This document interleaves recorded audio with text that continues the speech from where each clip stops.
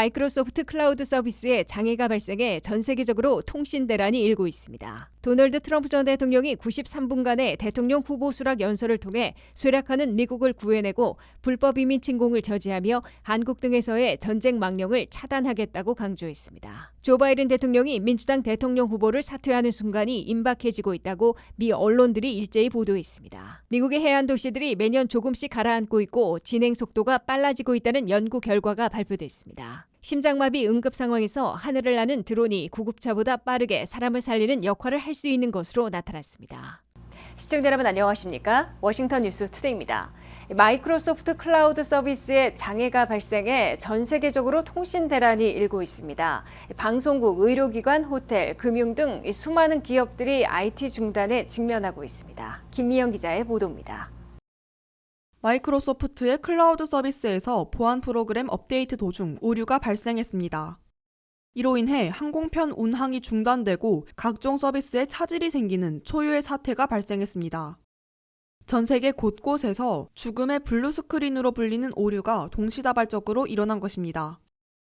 이로 인해 주요 항공사의 운항에 차질이 생겨 항공기를 이용하려던 수많은 사람들의 발이 묶였습니다. 소셜미디어에서는 예약한 항공편에 탑승하지 못한 승객들이 공항 바닥에 누워있거나 항공사에 항의하는 사진들이 올라오기도 했습니다. 19일 오후까지 미국을 오가는 항공편이 2,000편 이상 취소됐습니다. 아메리칸 에어라인즈는 기술적 문제가 여러 항공사에 영향을 미쳐 모든 출발 항공편을 중단시켰다고 밝혔습니다. 전산망 마비로 인해 체크인 등을 수기로 진행하며 수속 대기 시간이 늘어나기도 했습니다. 현재 미국에서만 5,300편 이상이 지연됐으며 전 세계적으로는 약 3만 편의 항공편이 지연됐습니다. 미국 항공사인 유나이티드, 델타, 아메리칸 에어라인즈 등의 항공사는 대부분의 항공편의 운항 중단을 발표하기도 했습니다. 호주의 버진 오스트레일리아와 제트스타 등의 항공사도 항공편 지연이나 취소를 발표했습니다. 호주의 공영방송사와 뉴스 매체는 TV 화면에 블루 스크린이 나오는 장애를 겪었으며 라디오 방송 송출도 중단됐습니다. 유럽에서도 KLM, SAS 등의 항공사가 운항 중단을 보고했으며 인도의 한 공항에서는 게이트 정보가 표시되지 않아 화이트보드에 수기로 작성하기까지 했습니다. 미국에서는 911 긴급전화 회선이 끊어지기도 했습니다. 알래스카, 미네소타, 애리조나, 인디애나, 오하이오, 뉴햄프셔의 일부 회선이 이 영향을 받았습니다. 전 세계 의료 서비스에도 타격을 입었습니다.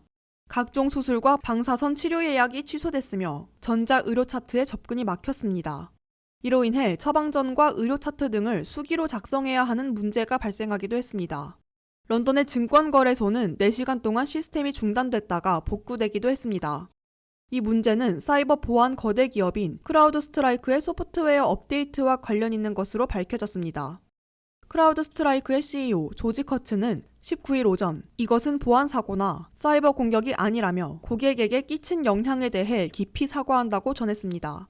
상황이 악화된 이유는 전 세계적으로 수많은 기업이 소수 기업에 의존하고 있기 때문으로 보입니다. USA 투데이 보도에 따르면 크라우드 스트라이크는 홍보 영상에서 포춘 글로벌 500대 기업의 절반 이상이 이 소프트웨어를 사용한다고 밝혔습니다. 마이크로소프트는 옛 트위터 X에서 애플리케이션 및 서비스 이용자들에게 영향을 미치는 문제를 조사 중이라고 밝혔습니다. WKTV 뉴스 김미현입니다. 도널드 트럼프 전 대통령이 공화당 대통령 후보 지명을 수락하면서 최장인 93분간의 후보 수락 연설을 통해 쇠퇴하는 미국을 구해내고 불법 이민의 침공을 저지하며 한국 등에서의 전쟁 망령을 차단하겠다고 강조했습니다. 트럼프 후보는 또한 암살 시도에서 살아났고 그 어느 때보다 단합을 이루고 있음을 부각시키면서도 바이든 대통령을 거명하지 않은 채 불법 이민 침공, 물가급 등 국제 분쟁 초래 등을 현 행정부의 실정으로 지목하며 취임 첫날부터 해결하겠다고 약속했습니다. 한면택 기자의 보도입니다. 45대에서 한 대를 거르고 47대 대통령이 되는 132년 만에 새 역사 쓰기에 나선 도널드 트럼프 전 대통령이 마침내 세 번째 2024 공화당 대통령 후보 지명을 수락하고 재집권을 위한 출정에 나섰습니다. So tonight, with faith and devotion, I proudly accept your nomination for President of the United States. Thank you. 트럼프 공화당 대통령 후보는 일주일 전 구사일생으로 넘긴 암살 시도를 자세히 묘사하고 국가의 단합과 미국 사회의 불화와 분열 치유 등을 강조하며 가장 긴 93분간의 후보 수락 연설을 했습니다. 트럼프 후보는 바이든 대통령을 거명하지 않은 채 현 행정부 아래서는 미국이 불법 이민자 침공, 물가급 등 중산층 상실 등으로 쇠퇴하고 있다며 쇠퇴하는 미국부터 구해낼 것이라고 강조했습니다. Under the current administration, we are indeed a nation in decline. We have an inflation crisis that is making life unaffordable, ravaging the incomes of working and low-income families.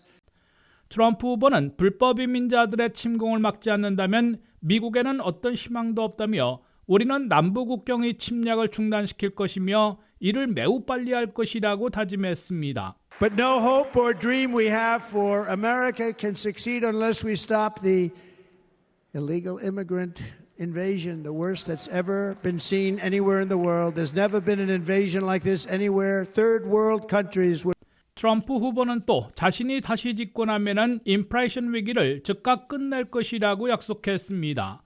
트럼프 후보는 자신이 대통령에 재선되면 우크라이나 전쟁 등 현 행정부가 초래한 모든 국제적 위기를 종식시킬 것이라고 말하고 대만과 한국, 필리핀 등 아시아에서 커지는 무력 충돌의 망령을 차단할 것이라고 밝혔습니다.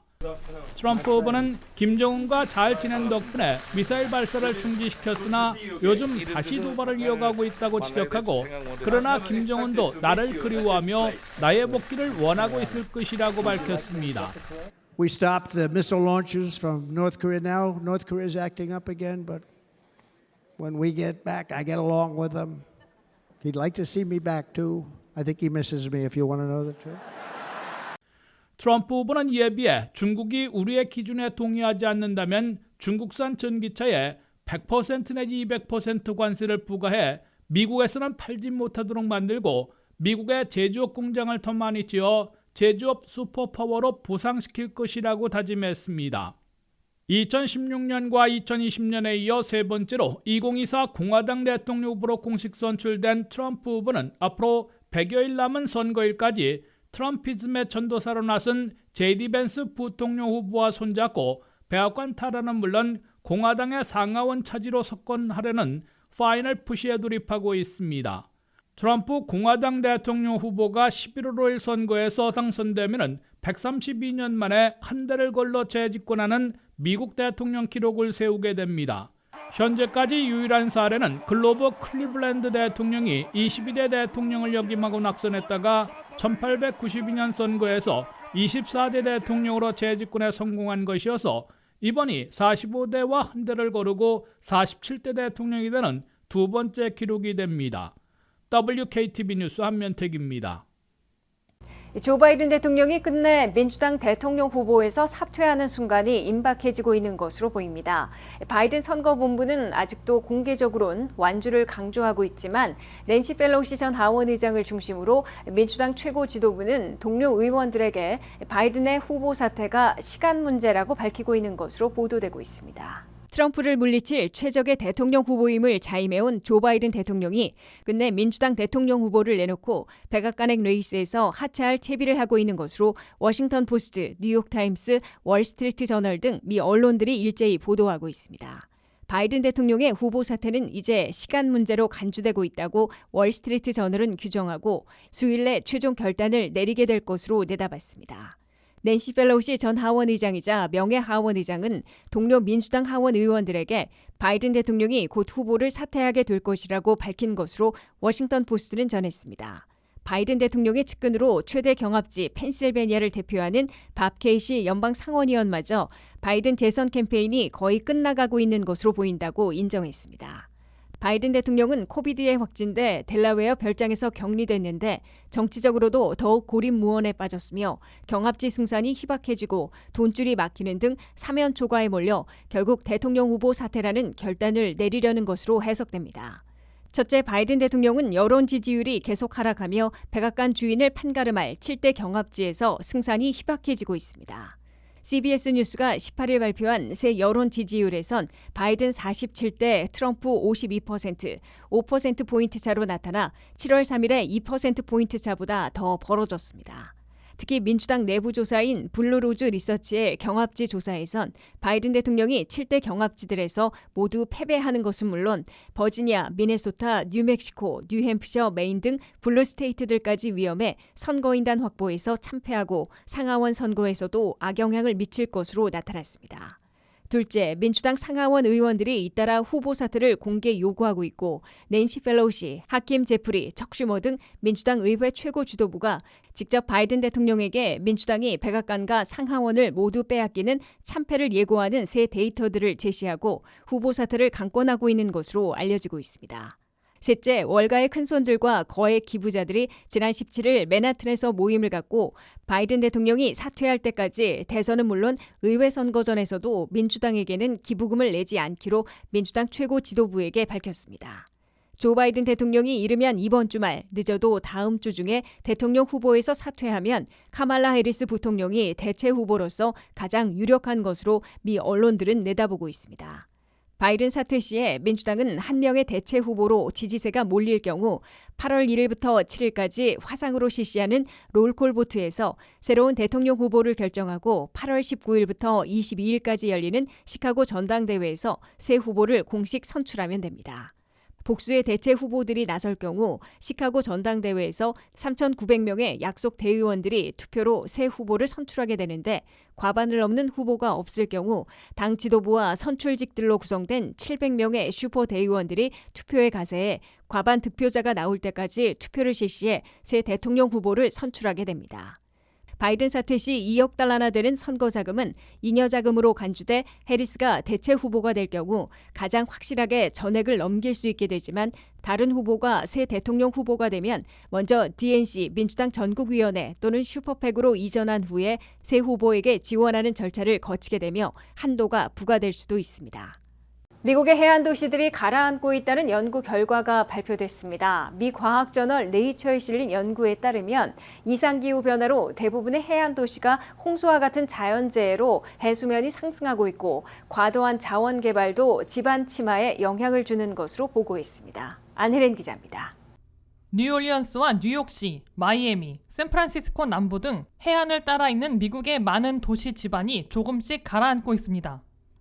지반 침하로 알려진 이 현상은 건물과 인프라에 심각한 영향을 미칠 수 있습니다. 이 지역들은 지구 해수면이 매년 평균 약 3-4mm 속도로 상승하고 있는 것보다 더 빠른 속도로 가라앉고 있습니다. 해수면 상승은 홍수 발생률을 크게 증가시켜 지반 침하를 가중시킵니다. 토지 침하는 자연적 또는 인공적 과정에서 일어나는데 일부 토지 침강은 구조적 과정에 의해서 생겨납니다. 지진으로 땅이 솟아오르고 땅이 무너지기도 하지만 우리가 도시를 발전시키면서 인공적 과정에 의해서도 토지 침하가 일어납니다. 원유나 물 또는 광물을 추출하는 인간 활동과 도시에 세워지는 건물들의 무게도 침하의 원인입니다. 지반 침하는 오랜 시간에 걸쳐 일어나기 때문에 알아차리기 쉽지 않습니다. 지하수를 식수나 기타 용도로 사용하면서 땅에서 물을 빼내고 그 위에 건물을 지으면 그 아래 공간이 압축되며 무거운 건축 자재도 토지를 압축하여 그 위에 지어진 인프라를 위험에 빠뜨리게 합니다. 건물을 설계할 때 대부분의 인프라는 땅 속의 움직임을 고려하지 않기 때문에 위험에 빠지게 된다고 전문가들은 밝혔습니다. 특히 뉴욕은 평균적으로 매년 약 1에서 2mm 정도씩 가라앉고 있어 가장 큰 우려를 사고 있습니다. 뉴욕이 가라앉고 있는 가장 큰 이유는 가장 마지막 빙하기 이후의 빙하가 북쪽으로 물러나면서 생겼던 지반 변화가 원인이지만 세계 평균보다 3-4배 높은 해수면 상승과 무거운 고층 건물의 무게가 가속화시키고 있다는 겁니다. 토지 침하로 미국 주택 소유자는 주택 가치의 6%를 잃을 수 있습니다. 침하가 심한 지역에서는 그 수치가 올라 8.1%까지 가치를 잃게 될 수 있다고 평가했습니다. 표준 주택 소유자 보험은 일반적으로 토지 침하 문제를 보장하지 않지만 일부 지역에서는 인근 광산이나 광산 활동으로 인한 침하 문제에 대해 특정 보상을 받을 수도 있습니다. 소비자에게 토지 침하 영향은 주택 문제뿐만 아니라 지역 경제에도 큰 영향을 미치기 때문에 앞으로의 변화도 예의주시되고 있습니다. WKTV 뉴스 안혜린입니다. 1분 1초가 중요한 심장마비 응급 상황에서 심장을 다시 뛰게 하는 유일한 방법은 CPR과 자동 세제동기인데요. 급박한 상황에서 신고자가 911에 전화하면 소방대원이 아닌 드론이 자동 세제동기를 배달해 그 위기를 넘길 수 있다고 합니다. 류령아 기자가 보도합니다. 물품 배달, 농약 살포, 촬영 등 다양한 분야에 쓰이고 있는 드론. 이제는 응급 구조를 위해서도 드론이 활용될 것이라고 CBS가 전했습니다. 911에 전화해 심장마비 신고를 하면 자동 체외 제세동기를 가져오는 운반수단이 사람이 아닌 드론이 활용될 예정입니다. 미국 심장 및 뇌졸중 협회에 따르면 미국에서는 매년 35만 6천 명 이상이 심장마비를 겪고 있는데 대부분의 사람들은 심장마비가 올 때 집에 있으며 약 90%는 응급대응자나 구경꾼으로부터 즉각적인 도움을 받지 못해 사망하고 있습니다. 심장마비의 경우 의료적 개입이 없을 경우 1분이 지날 때마다 생존 확률이 10%씩 감소합니다. 게다가 한 연구에 따르면 911에 전화 후 응급의료원이 현장에 도착하는데 평균 7분이 걸리지만 대응 시간은 지역마다 상당히 다르며 특히 시골 지역의 대기 시간은 훨씬 더 길 수 있습니다. 스웨덴의 한 연구에서 심장마비가 발생하는 경우 응급처치를 기다리는 시간을 비교한 결과 드론이 구급차보다 약 3분 14초 더 빨리 도착했습니다. 또한 심장 전문의이자 의학조 교수인 스타크스는 파일럿 연구에서 드론으로 배달된 자동 제세동기가 구조원에 비해 치료 시간을 4분 단축할 수 있다며 드론의 쓰임을 확고히 했습니다. 즉 드론을 통한 제세동기 배송은 전국의 공공안전 및 의료기관에서 1초가 중요한 상황에서 생명을 구하는 치료를 가속화하기 위한 움직임입니다. 9월부터 드론을 응급 상황에 최초로 활용하는 노스캐롤라이나주의 클러먼스 지역의 보안관 대변인 다니엘 크루스는 궁극적인 목표는 드론이 응급의료기술자나 구급차와 같은 응급대응자보다 몇 분이라도 먼저 도착해 심장질환을 겪는 사람의 생명을 구하고 기대수명을 늘리는 것이라고 말했습니다. 제대로 된 조치도 하지 못한 채 심장마비로 인한 안타까운 사망을 줄이기 위해 드론을 활용하기 시작했으며 성공적인 활용을 위해 클레먼스 보안관의 사무실, 지역 응급서비스, 듀크 대학교의 임상연구소, 드론 컨설팅 회사인 호브콘과 함께 이 프로젝트를 협력하고 있습니다. 한편 미국에서는 심장마비가 아닌 다른 응급 상황에서도 드론을 활용하고 있습니다. 미국 응급의학회 대변인이자 국제소방서협회 의료 책임자인 제임스 오거스틴은 구조대원들이 드론을 이용해 요양원에서 떠난 사람들을 찾아냈다고 말했습니다.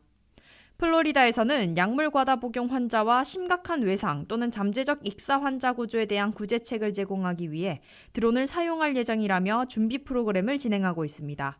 WKTV 뉴스 류령아입니다. 이상으로 워싱턴 뉴스투데이를 마치겠습니다. 시청해주신 여러분 고맙습니다.